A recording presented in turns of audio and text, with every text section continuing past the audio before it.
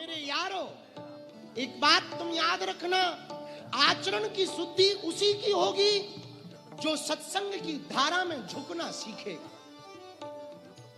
मेरे पागलों, भरी हुई पानी की बोतल से खाली बोतल में पानी तब ही भरा जा सकता जब खाली बोतल थोड़ा नीचे हो और भरी बोतल ऊपर हो, तभी भरी हुई बोतल का पानी खाली बोतल में भरा जा सकता। उसी प्रकार जब तुम्हारा मन विकारों से खाली होगा तब सत्संग रूपी विचार तुम्हारे दिल में प्रवेश करेगा।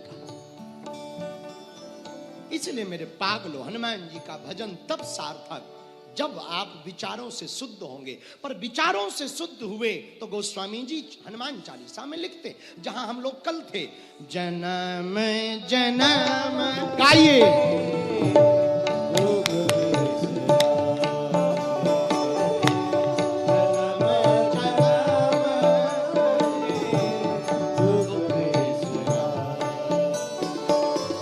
सीताराम सीताराम सीताराम कहिए,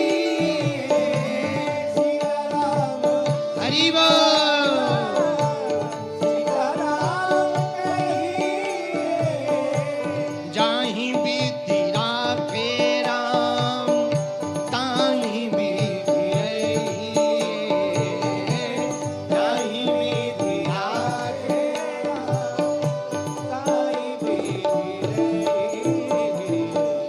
सीताराम सीताराम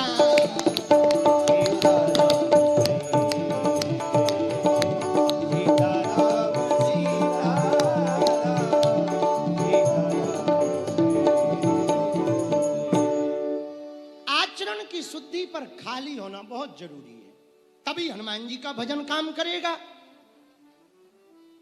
पश्चिम देश में एक राजा हुआ, बड़ा फेमस राजा।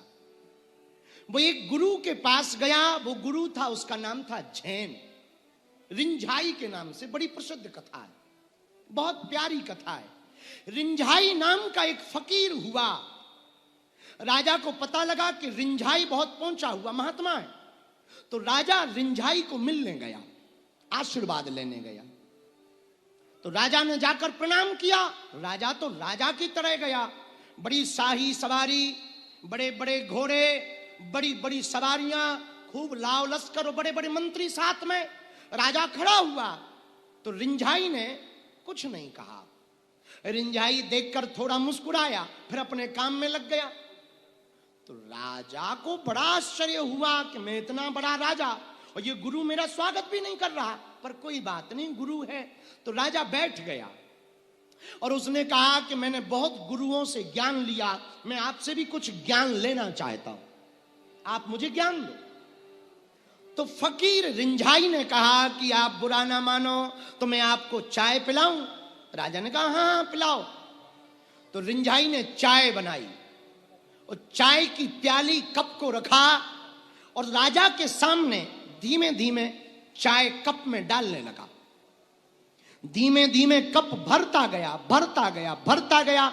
एक समय ऐसा आया कि चाय से कप भर गया, फिर भी रिंझाई ने डालना बंद नहीं किया, वो डालता रहा। जैसे ही थोड़ी चाय ओवर हुई तो चाय नीचे गिरने लगी, क्योंकि कप ज्यादा भर चुका था। तो राजा चिल्लाया कि बस करो, हम जब से आए हैं एक तो तुम ठीक से बात नहीं कर रहे, हमने कहा कि आपने कहा कि चाय पियोगे, हम चाय पीने को तैयार हुए। अब ये क्या पागलपन है कि कप में चाय भर चुकी है फिर भी तुम चाय भरे जा रहे हो। रिंझाई ने कहा राजन, हम यही तुम्हें समझाना चाहते। राजा ने कहा क्या?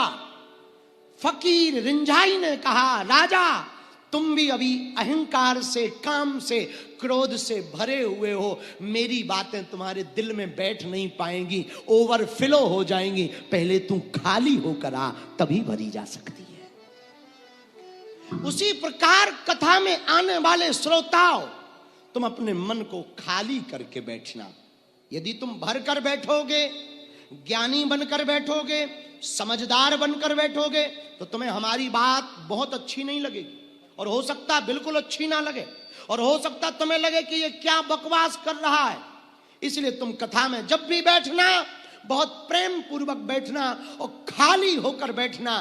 तुम खाली होकर बैठोगे तो कथा की बातें तुम्हारे दिल में भरेंगी और तुम्हारे आचरण की शुद्धि होगी।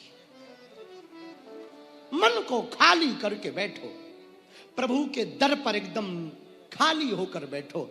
ऐसे बैठो जैसे खूंटी के ऊपर कपड़ा टांग देने के बाद पूरा कपड़ा खूंटी के बल पर लटका रहता है, वैसे ही कथा में भी पूरा मन परमात्मा पर अटका रहना चाहिए, भगवान पर अटका।